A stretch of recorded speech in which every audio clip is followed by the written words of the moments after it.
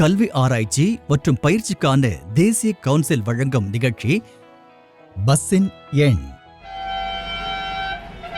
Madam, கொஞ்சம் பார்த்து போங்க. அண்ணே, இந்த பஸ் எங்க போகுது? எனக்கு கிஷன்கட் போகணும். இந்த பஸ்ஸோட நம்பர் என்ன? அந்த பெண் வரும் பஸ்ஸிற்கு பின்னால் ஓடுவதை சுமன் பார்த்து கொண்டிருந்தாள்.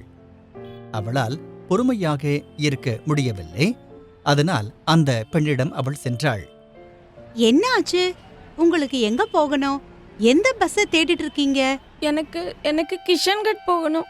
424 பஸ்ல போகணும். 424? ஆ, அந்த பஸ் இப்பதானே இந்த வழியா போச்சு. அப்படியா? எனக்கு தெரியவே இல்லையே. ஆனா பஸ்ஸுக்கு முன்னாடி நம்பர் எழுதி இருந்துச்சே, நீங்க பார்க்கலையா?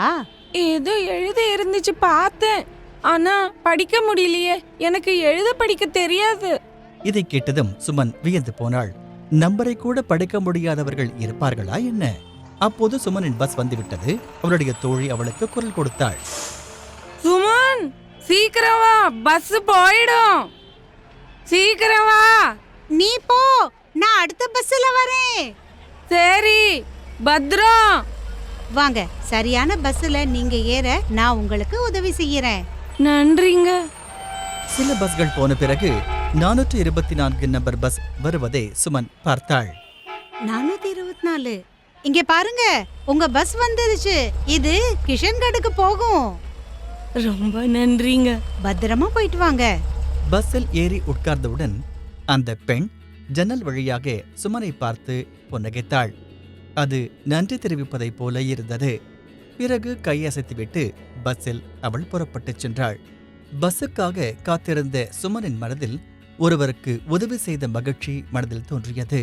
ஆனால் அதே வேளையில் பல கேள்விகள் எழுந்தன. சிலர் இப்படியே இருக்காங்களா? முன்னால் எழுதப்பட்டிருக்கும் பஸ் என்ன கூட படிக்க முடியாத படிக்கு. இனிமேல் இப்படி யாரும் இருக்க கூடாது. இனிமேல் எனக்கு தெரிஞ்சவங்க என்னுடைய அக்கம் பக்கத்துல இப்படி எழுத படிக்க தெரியாம யாராவது இருந்தாங்கன்னா அவங்களுக்கு என்னால முடிஞ்ச உதவியை கட்டாயம் செய்வேன். அடிப்படை கல்வி நம் அனைவரின் உரிமை. இந்த உரிமை அனைவருக்கும் கிடைக்க வேண்டும். நீங்கள் இதுவரை கேட்டது கல்வி ஆராய்ச்சி மற்றும் பயிற்சிக்கான தேசிய கவுன்சில் வழங்கிய நிகழ்ச்சி பஸ்ஸின் எண்.